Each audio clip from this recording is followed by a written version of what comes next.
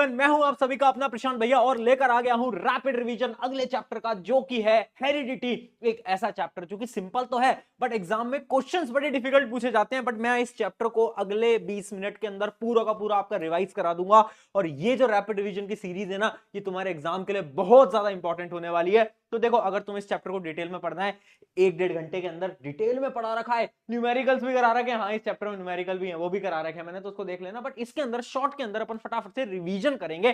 तो notebook pen लेकर बैठो, नोट्स आपको मिलेंगे डिस्क्रिप्शन के अंदर। सबसे पहले समझते हैं हेरिडिटी है क्या, डेफिनेशन क्या है। तो देखो, हेरिडिटी बड़ी सिंपल चीज है। क्या? The process of passing down the traits and characteristics from one generation to another.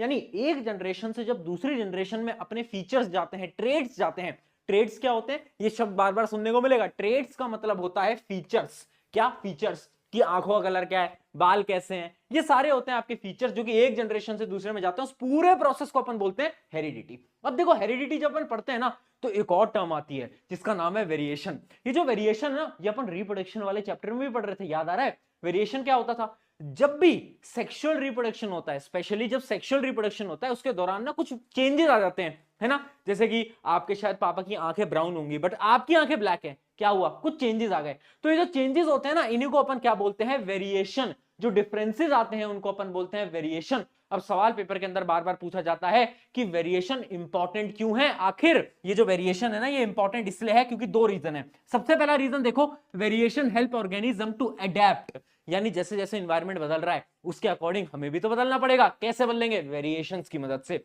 अगला क्या है? It drives the evolution of new species. यानी जो नई स्पीशीज है उनका एवोल्यूशन हो, उसमें भी मदद करता है वेरिएशन। तो 2 पॉइंट इंपॉर्टेंट है इंपॉर्टेंस ऑफ वेरिएशन पे। अच्छा, एक बात तो तुम्हें पता ही होगी कि जो वेरिएशन होते हैं ना यार, ये एसेक्सुअल रिप्रोडक्शन के अंदर उतने नहीं आते, क्योंकि एसेक्सुअल रिप्रोडक्शन के अंदर तो क्या होता है? डीएनए की कॉपी होती है, तो थोड़े बहुत चेंजेस आते हैं। बट सेक्सुअल रिप्रोडक्शन के अंदर बहुत सारे वेरिएशंस देखने को मिलते हैं। क्यों? क्योंकि एक तरफ से फादर की तरफ से आता है और मदर की तरफ से आता है, दोनों कंबाइन होते हैं, तो बहुत सारे चेंजेस देखने को मिलते हैं। इस वजह से सेक्सुअल रिप्रोडक्शन के अंदर ज्यादा वेरिएशन आपको देखने को मिलते हैं। अच्छा, ये जो टर्म है ना जेनेटिक्स, ये पता है किसने दिया था? एक साइंटिस्ट थे। साइंटिस्ट का नाम क्या था? William Bateson. बैट्समैन नहीं है, एग्जाम के अंदर बैट्समैन लिखे हो नहीं, विलियम बैटसन थे जिन्होंने बोला था। जेनेटिक्स की जो टर्म थी उन्होंने दी थी। बट कंट्रोवर्शियल एक बड़ी अच्छी चीज हो गई कि हुआ क्या कि इनको फादर ऑफ जेनेटिक्स नहीं बोलते। फादर ऑफ जेनेटिक्स बोलते हैं किसको? जॉनन मेंडल को। मेंडल साहब जी जो हैं उनको अपन फादर ऑफ जेनेटिक्स बोलते हैं, बट नाम किसी और ने दिया था। भाई थोड़ा बहुत भेदभाव चल रहा है, बट ठीक है भाई, हमें क्या है ना। अब आगे बढ़ते हैं। अब कुछ इंपॉर्टेंट टर्म्स डेफिनेशन के बारे में समझो। पहले समझते हैं कि ट्रेड्स कितने टाइप के होते हैं। ट्रेड्स बताए ना मैंने, कैरेक्टरिस्टिक्स, फीचर। तो बेसिकली वो दो टाइप के होते हैं। पहला टाइप क्या है? एक्वायर्ड ट्रेट, और दूसरा है इनहेरिटेड ट्रेट। अच्छा, एक्वायर्ड ट्रेट और इनहेरिटेड ट्रेट का जो डिफरेंस आपको स्क्रीन पे दिख रहा है ना, बड़ा इंपॉर्टेंट है, बार बार पूछा जाता है। एक्वायर्ड ट्रेट क्या है? वो ट्रेड्स जो कि हम एक्वायर करते हैं हमारी जिंदगी के दौरान। जैसे इमेजिन करो, आप तुम्हारे प्रशांत मैंने बॉडी बॉडी बना ली है ना, एब्स वैप्स बना लिए, तो वो क्या है? मेरा एक्वायर्ड ट्रेट। अब इमेजिन करो कल को मेरा एक नन्ना मुन्ना बच्चा हुआ, तो क्या उसकी भी बॉडी होगी? नहीं यार, ऐसे थोड़ी ना है उसकी बॉडी होगी, है ना। ऐसा जरूरी थोड़ी ना कि उसके 6 पैक्स एब्स होंगे। नहीं भाई, ऐसा नहीं हो सकता। यानी जो ट्रेड मैंने अपने अंदर एक्वायर करे अपने लिविंग के दौरान, उसको अपन बोलते हैं एक्वायर्ड ट्रेड। ठीक है, और ये एक जनरेशन से दूसरी जनरेशन ट्रैवल नहीं हो सकते। जबकि जो इनहेरिटेड ट्रेट होते हैं वो क्या होते हैं? जिसकी मेरी आंखों का कलर जो है वो थोड़ा ब्लैक है। क्यों है? क्योंकि पेरेंट्स की आंखों का कलर ब्लैक है। मेरे बाल ब्लैक हैं, क्यों? पेरेंट्स के बालों का कलर ब्लैक है। उन ट्रेड्स को अपन बोलते हैं इनहेरिटेड। तो याद रखना, ये नेक्स्ट जनरेशन में पास हो सकते हैं, जबकि ये वाले पास नहीं हो सकते। ठीक है, ये बड़ा इंपॉर्टेंट है। अच्छा, जो प्रोजेनी शब्द है ना, इसका मतलब होता है नेक्स्ट जनरेशन। ठीक है, उसके अलावा do not lead to evolution. Evolution नहीं होता इन ट्रेड्स की मदद से, बट इसकी ट्रेड्स की मदद से एवोल्यूशन होता है। एग्जांपल दे ही रखें, है ना, एग्जांपल दे रखें। इमेजिन करो मेरा हाथ कट जाए, है क्या सोच रहे हो भाई? ऐसा सोचो मत, मतलब मेरा अगर हाथ कट जाए गलती से, है ना कटे, बट अगर कट जाए तो क्या जो यंगर जनरेशन होगी मेरी, क्या उनके भी हाथ कटे हुए आएंगे क्या? नहीं भाई, ऐसा थोड़ी ना है। तो जो मेरा हाथ कटा है वो एक टाइप का एक्वायर्ड ट्रेट है। आगे बढ़ते हैं, कुछ और इंपॉर्टेंट टर्म्स के बारे में समझते हैं, जो कि डीएनए। अरे डीएनए भैया 9 से पढ़ते आ रहे हैं, बट 9 में भैया पढ़ाई कहां करी थी, तो मैं बता देता हूं। देखो, याद आ रहा है सेल? हाँ भैया याद है। न्यूक्लियस आ रहा है? हाँ भैया याद है। न्यूक्लियस के अंदर थ्रेड लाइक स्ट्रक्चर? हाँ भैया याद है। क्या बोलते थे? DNA deoxyribonucleic acid. बहुत बढ़िया यार।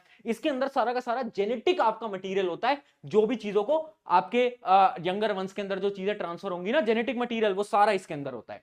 दो टर्म्स होती हैं, एक होता है क्रोमेटिन और एक होता है क्रोमोसोम। अब देखो इसके अंदर बच्चे कंफ्यूज होते हैं। क्रोमेटिन क्या होता है बेटा, ध्यान से पढ़ना, क्रोमेटिन होता है mixture of DNA and protein, यानी न्यूक्लियस के अंदर जो डीएनए पड़ा हुआ है ना, उसके साथ साथ बहुत सारा प्रोटीन है, वो जो पूरा मिक्सचर है उसको अपन क्रोमेटिन बोलते हैं। बट क्रोमोसोम क्या होता है, डीएनए ना एक शेप ले लेता है। कैसी शेप ले लेता है, कुछ इस प्रकार की ऐसी एक शेप ले लेता है डीएनए, है ना। तो ये वाली शेप में जब डीएनए आपका आ जाता है ना, तो वो क्या बोलते हैं, उसको क्रोमोसोम बोलते हैं। तो याद रखना, क्रोमोसोम क्या होता है, एक प्रकार का DNA molecule consist of part of all genetic material. जितने भी जेनेटिक मटेरियल है उस पूरे हम टर्म को क्या बोलते हैं, क्रोमोसोम। यहां तक क्लियर है, चलिए आगे बढ़ते हैं। अब बात करते हैं जीन की। भैया ये वो वाली जीन्स नहीं है जो कि तुम पहन रहे हो, जीन है। जीन क्या है, देखो डीएनए, डीएनए का वो छोटा सा पार्ट, डीएनए का वो पार्ट जिसके अंदर जेनेटिक इंफॉर्मेशन है बहुत सारी, उसको अपन बोलते हैं जीन। तो जीन क्या होता है, segment of DNA that is basic unit of heredity and passed from parent to child. यानी पेरेंट से जो चाइल्ड में सारी इंफॉर्मेशन जा रही है ना, कि बाल का कलर क्या होगा, आंख का कलर क्या होगा, वो किसकी मदद से जाएगी, जीन की मदद से।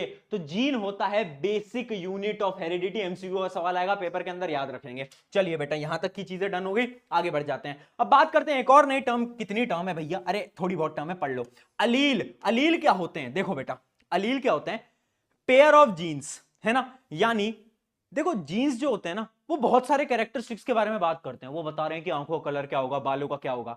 बट अलील जो होते हैं ना, वो वाले जीन्स होते हैं जो कि सिर्फ एक कैरेक्टर के बारे में बात कर रहे हैं। यानी मान लो अलील है, एक अलील बता रहा है तुम्हारी आंखों का कलर क्या होगा, एक अलील बता रहा है तुम्हारे बालों का कलर क्या होगा। तो अलील क्या होते हैं, pair of genes that occupy specific location on particular chromosome and control the same trait. यानी एक फीचर के बारे में बात करते हैं, उनको अपन बोलते हैं अलील। समझ में आ गया ना डिफरेंट, समझ आ गया, जीन अलग है अलील अलग है, कैसे, ठीक है। अलील एक फीचर के बारे में बात कर रहा है कि आंखों का कलर क्या होगा, इमेजिन कर लो, चलो, है ना। आगे बढ़ते हैं अब आ जाते हैं, सेल के दो टाइप होते हैं, हैप्लॉइड और डेप्लॉइड। हैप्लॉइड क्या होता है, ये बेटा तुम्हारी तरह है हैप्लॉइड, जैसे कि तुम हो जैसे हो सिंगल, वैसे ही ये भी है सिंगल। इसका क्या मतलब है, हैप्लॉइड सेल वो होते हैं जिसके अंदर सिंगल क्रोमोसोम है, क्रोमोसोम बेचारा अकेला है, तन्हाई में है, उसको पेयर नहीं मिला। बट डिप्लॉइड सेल के अंदर क्रोमोसोम हमेशा पेयर में होता है। आपकी बॉडी के जितने भी सेल है ना, उसमें सबके अंदर ना डिप्लॉइड ही होता है। बट एक ऐसा सेल है बॉडी का, कौन सा, आपका मेल के अंदर स्पर्म सेल, फीमेल के अंदर ओवम यानी एग सेल।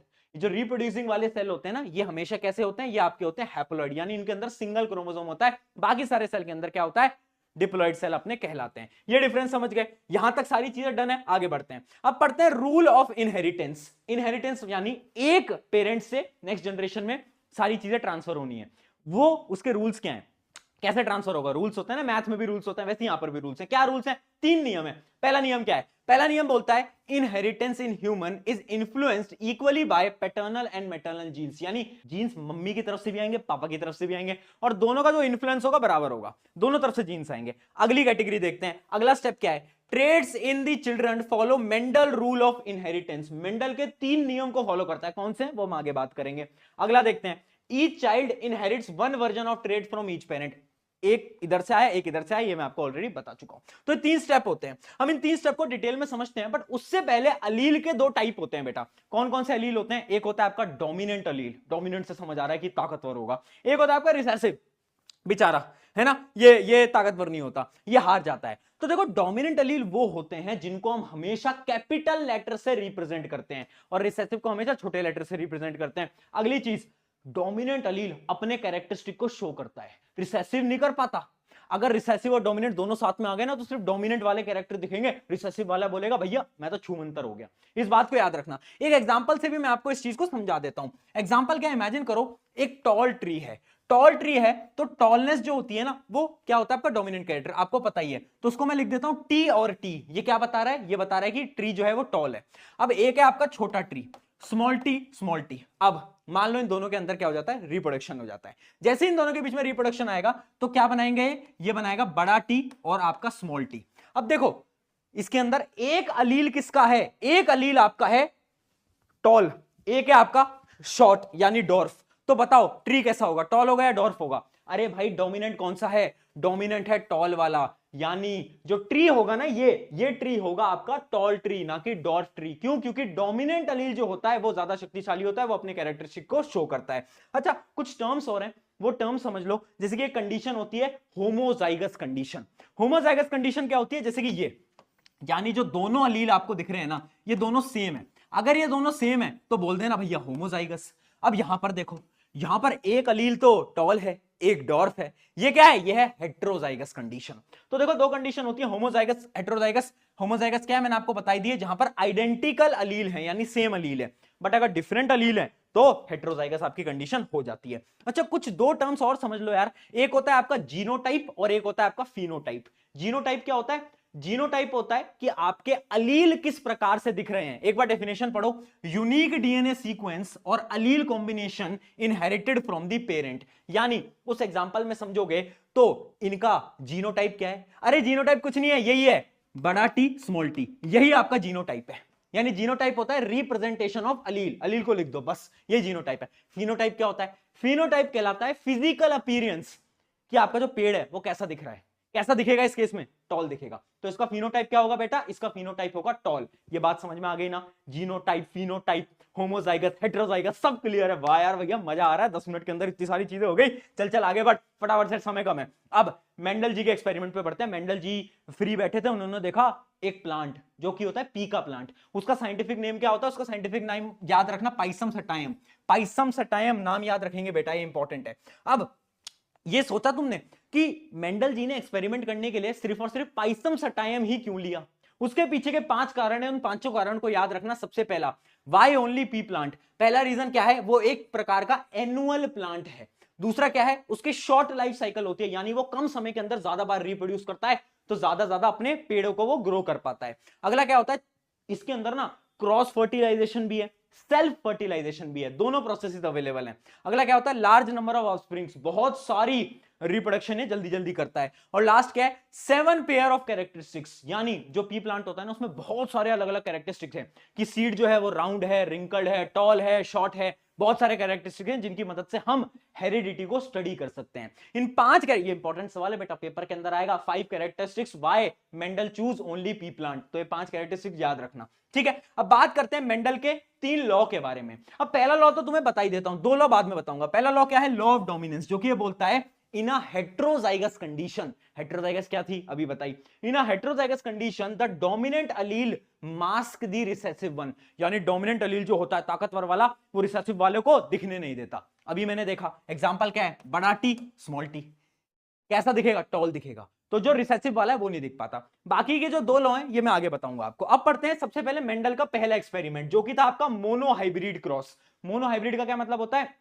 हम एक कैरेक्टर के ऊपर स्टडी करेंगे। बेटा मोनो का मतलब होता है सिंगल, है ना? सिंगल, यानी हम एक कैरेक्टर के बारे में इसके ऊपर स्टडी करेंगे। अब क्या कैरेक्टर के बारे में स्टडी करेंगे देखते हैं, चलिए आ जाओ। हम क्या कर रहे हैं? हम एक ट्री ले रहे हैं। एक हमने लिया प्योर टॉल ट्री, एक हमने लिया क्या? Pure short tree. और उनको मैंने लिख लिया कैसे? उनको मैंने लिख लिया T T, pure tall tree, pure short tree. अब मैं क्या कराऊंगा? इन दोनों को मैं रिप्रोड्यूस कराऊंगा। तो यहां से एक अलील आएगा, यहां से एक अलील आएगा टी, और यहां से एक अलील आएगा टी। तो जो F1 जनरेशन होगी, F1 जनरेशन यानी फर्स्ट जनरेशन जो होगी वो इस प्रकार से होगी। तो F1 जनरेशन बेटा कैसी होगी? टॉल होगी, टॉल। अब क्या करा मेंडल साहब ने? मेंडल साहब ने इसी का ही सेल्फ पॉलिनेशन करा दिया, यानी इसको खुद से रिप्रोड्यूस करा दिया। खुद से रिप्रोड्यूस कैसे कराएगा? इसको मल्टीप्लाई कर दो सेम से, है ना? खुद से रिप्रोड्यूस करा दिया। अब तुम खुद बताओ कौन कौन सी पॉसिबिलिटी बनेगी। कुछ नहीं करना है बेटा, बेसिक मल्टीप्लिकेशन करना है। पहले इसको इससे मल्टीप्लाई करो, है ना? फिर इसको इससे मल्टीप्लाई करो। करो एक बार फटाफट। पहले इसको टीटी लिख दो, फिर इसको लिख दो क्या? ये लिख दो। फिर इसको इससे मल्टीप्लाई करो तो इसको लिख दो ये, फिर इसको इससे मल्टीप्लाई करो तो इसको लिख दो ये। तो 4 कंडीशन बन के आ गई। अब इन 4 कंडीशन को ध्यान से देखो। इसके अंदर टॉल प्लांट कितने हैं? ये टॉल, ये भी टॉल। क्यों? क्योंकि बड़ा वाला टी है डोमिनेंट, और ये भी टॉल, और ये भी टॉल, और ये जो होगा ये शॉर्ट होगा। यानी मेंडल साहब ने बोला कि F1 जनरेशन के अंदर तो टॉल था, बट F2 जनरेशन के अंदर क्या हुआ? F2 जनरेशन के अंदर जो आपका फिनोटाइपिक रेशियो आया वो आया आपका 3:1, यानी 3 टॉल प्लांट और 1 डॉर्फ प्लांट। और अगर कोई जीनोटाइपिक रेशियो पूछ ले तो जीनोटाइपिक रेशियो क्या है? 1:2:1।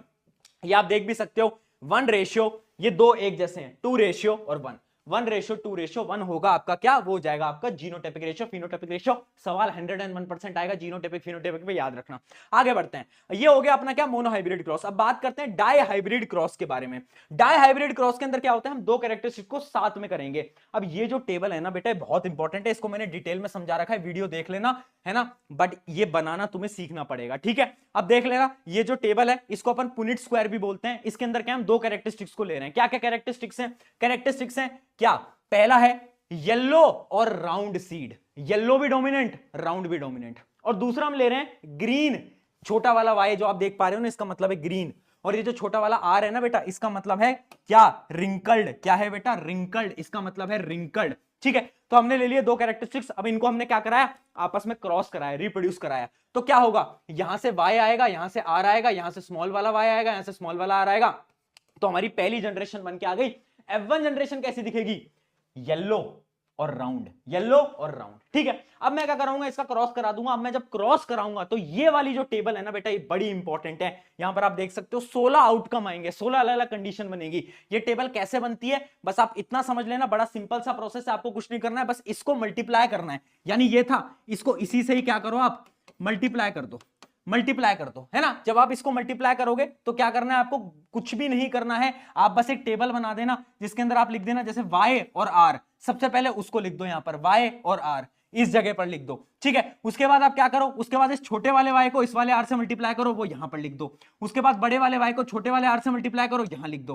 फिर उस छोटे वाले y को छोटे वाले r से मल्टीप्लाई करो, यहां लिख दो। और सेम चीज आप क्या करो, यहां पर लिख दो। अब आपने टेबल बना दी, ऊपर वाली नीचे वाली। अब इन दोनों को बस कुछ नहीं करना, मल्टीप्लाई करते हुए चलना है। इन दोनों को मल्टीप्लाई करा, यहां लिखा, इनको और इनको मल्टीप्लाई करा यहां, इनको और इनको करा यहां। मुझे पता है अभी मुश्किल लग रही है, बट इसको एक बार डिटेल वाली वीडियो में समझ लेना। ये आपकी पूरी की पूरी टेबल बन के आती है। और इसका जो फिनोटाइपिक रेशियो है वो बड़ा इंपॉर्टेंट है।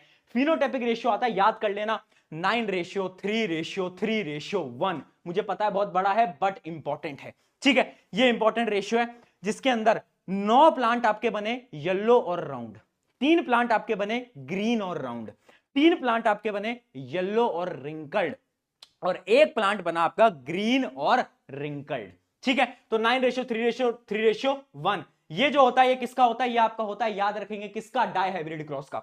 अब लास्ट टॉपिक पे बढ़ने से पहले ना वापस से आते हैं। मैंने आपको बताया था ना कि 3 लॉ थे। पहला लॉ तो मैंने आपको बता ही दिया था, क्या था, लॉ ऑफ डोमिनेंस। उसके बारे में तो मैं आपको एक्सप्लेन कर चुका हूं। अब बढ़ते हैं दूसरे लॉ के बारे में, जो अपना सेकंड लॉ है ना, उसका नाम है लॉ ऑफ सेग्रीगेशन। अब इसके नाम से तुम्हें क्या समझ आ रहा है, सेग्रीगेशन का मतलब है टूट जाना, बदल जाना, है ना। सेग्रीगेट यानी डिवाइड हो जाना। अब इस लॉ को पढ़ते हैं, फिर मैं आपको समझाता हूं। ये लॉ ये बोलता है, traits have two allele that separate during gamete formation, one from each parent combines during fertilization. भैया क्या है इसका मतलब, समझ नहीं आ पाया, मैं समझा देता हूं, रुको। अभी मैंने आपको बताया था, जब मैं मोनोहाइब्रिड क्रॉस आपको बता रहा था, तो उसके अंदर क्या हुआ था, पहली जनरेशन के अंदर पहला प्लांट था बड़ा टी, एक था छोटा टी, छोटा टी। अब देखो क्या है, एक आया यहां से, एक आया यहां से, यानी जब गैमेट फॉर्म होता है ना, तो एक अलील टूट के आता है यहां से और एक अलील आता है दूसरे पेरेंट की तरफ से। ऐसा तो नहीं हुआ ना कि 2 अलील यहां से आए, एक भी यहां से नहीं आया, ऐसा तो नहीं हुआ। इसका यह मतलब है कि लॉ ऑफ सेग्रीगेशन वर्क करता है कि जब भी गैमेट फॉर्मेशन हो रहा है तो एक अलील एक पेरेंट से आएगा, दूसरा अलील दूसरे पेरेंट से आएगा, ठीक है। अगले लॉ की बात करते हैं। अगला लॉ क्या है, लॉ ऑफ इंडिपेंडेंट असॉर्टमेंट।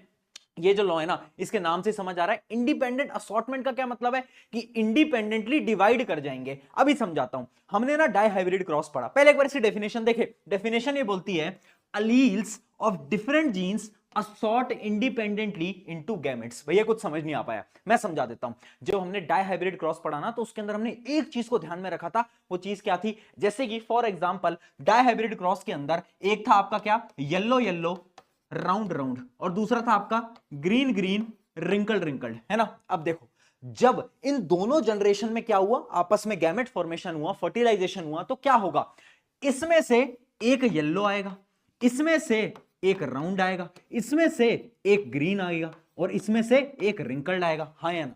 और यही लॉ ऑफ इंडिपेंडेंट असॉर्टमेंट बोलता है, वो ये बोलता है कि जब भी गैमेट फॉर्मेशन हो रहा है तो पता है क्या होगा, दो जो डिफरेंट कैरेक्टरिस्टिक्स है ना, जैसे कि एक कैरेक्टरिस्टिक्स क्या है, कि सीड जो है वो येलो है, एक क्या है राउंड है, ये आपस में इंडिपेंडेंटली पार्टिसिपेट करेंगी, यानी एक यहां से आएगा, एक यहां से आएगा, एक यहां से आएगा, एक यहां से आएगा, ये आपस में डिपेंडेंट नहीं है कि ये इससे बोले कि अरे सुन, अरे राउंड वाले तू आज मत जा, आज मैं दोनों येलो को भेज देता हूं, ऐसा पॉसिबल नहीं है। और यही आपका क्या बोलता है लॉ ऑफ इंडिपेंडेंट असॉर्टमेंट की alleles of different genes assort independently, यानी पार्टिसिपेट करते हैं इंडिपेंडेंटली ड्यूरिंग गैमेट फॉर्मेशन। आ गया समझ में, बहुत बढ़िया। अब बढ़ते हैं इस चैप्टर के आखिरी टॉपिक की तरफ, जिस टॉपिक का नाम है सेक्स डिटर्मिनेशन। सेक्स डिटर्मिनेशन क्या होता है कि जो चाइल्ड हुआ है ना, ह्यूमन के अंदर जो चाइल्ड हुआ है वो लड़का है या लड़की है, उसके लिए हम पढ़ते हैं सेक्स डिटर्मिनेशन। अब इस प्रोसेस के अंदर ना दो फैक्टर होते हैं, एक होता है इन्वायरमेंटल फैक्टर। भैया इन्वायरमेंट पे भी डिपेंड करता है, बिल्कुल करता है। आपको पता है कुछ बर्ड्स होती हैं या फिर डक होती हैं, टर्टल्स होते हैं, वो किस टेम्परेचर पे एग को रखते हैं, उस अकॉर्डिंग जेंडर आपका डिसाइड होता है, मेल होगा फीमेल होगा। तो एक फैक्टर होता है इन्वायरमेंटल। और ह्यूमंस के अंदर कौन सा फैक्टर होता है, जेनेटिक फैक्टर, यानी जीन्स के ऊपर डिपेंड करता है कि मेल होगा या फिर आपका फीमेल होगा। जीन्स के ऊपर सारी चीजें डिपेंड करती हैं। अब देखो बहुत सारे गांवों के अंदर बोला जाता है कि फीमेल के ऊपर डिपेंड करता है, बट रियलिटी में साइंस से बोलती है जो मेल होते हैं ना, मैन, उनके ऊपर डिपेंड करता है कि जो यंगर वन होगा वो मेल होगा या फीमेल होगा। कैसे डिपेंड करता है, देखो बड़ा सिंपल है, बड़ा इजी सा है। जो आपके मेल होते हैं ना बेटा, मेल के पास होता है, हमेशा याद रखना, एक्स और वाई क्रोमोसोम। फीमेल के पास होता है एक्स और एक्स क्रोमोसोम, ठीक है, एक्स वाई और यहां पर एक्स एक्स। अभी आपस में रिप्रोड्यूस करेंगे, आपस में रिप्रोड्यूस करते हैं ना, तो चार कंडीशन बनती हैं। देखो चार कंडीशन बनती हैं, कैसे चार कंडीशन बनती हैं, यहां से फीमेल से तो एक्स ही आएगा दोनों तरफ, मेल से या तो एक्स आएगा या तो वाई आएगा। चार कंडीशन बनेंगी, या तो एक्स एक्स बन जाएगा, एक्स एक्स बन जाएगा, या तो एक्स वाई बन जाएगा, एक्स वाई बन जाएगा। चार कंडीशन बनी। अब अगर एक्स एक्स एक्स बना तो क्या होगा, तो फिर तो गर्ल चाइल्ड होगी। अगर एक्स वाई बना तो क्या होगा, तो बॉय चाइल्ड होगा। यानी 50-50% प्रोबेबिलिटी है कि या तो आपका मेल होगा या तो आपकी फीमेल होगी। दोनों की ही प्रोबेबिलिटी आपको इस टेबल में आसानी से आपको दिख रही होगी कि जो दोनों की जो आपकी प्रोबेबिलिटी यहां पर आप देख पा रहे हो वो है आपकी कितनी, 50-50%। ये क्लियर है ना, कि आप यहां पर देख पाओ X X X Y 50-50% probability होती है, क्वेश्चन पूछा जाता है। अच्छा एक टॉपिक मैं आपको बता देता हूं इसके अंदर जो इंपॉर्टेंट है वो ये है, जो ह्यूमंस होते हैं ना बेटा, उनके अंदर 23 पेयर ऑफ क्रोमोसोम होते हैं, और एक पेयर जो लास्ट का एक पेयर बच गया ना, वो अपना कहलाता है सेक्स क्रोमोसोम। सेक्स क्रोमोसोम यहां पर पार्टिसिपेट कर रहा है, जो आप देख रहे हो ना एक्स वाई एक्स एक्स, ये क्या है, ये है आपका सेक्स क्रोमोसोम। ठीक है, तो आप समझ गए ना मेल और फीमेल 50-50% कैसे होता है। ऑन दिस नोट आपका ये चैप्टर हो जाता है समाप्त। अब एक क्वेश्चन मैं फटाफट से आपको दे रहा हूं, इस क्वेश्चन को ध्यान से पढ़ो। ये जो क्वेश्चन है बड़ा सिंपल है, ट्राई करना और मुझे बताना आपसे क्या ये क्वेश्चन सॉल्व हो पाया नहीं हो पाया। ऑप्शन एबीसीडी में से जरूर देना। ऑन दिस नोट शुक्रिया एवरीवन, मेरा नाम है प्रशांत, मिलते हैं नेक्स्ट लेक्चर के अंदर, टेक केयर।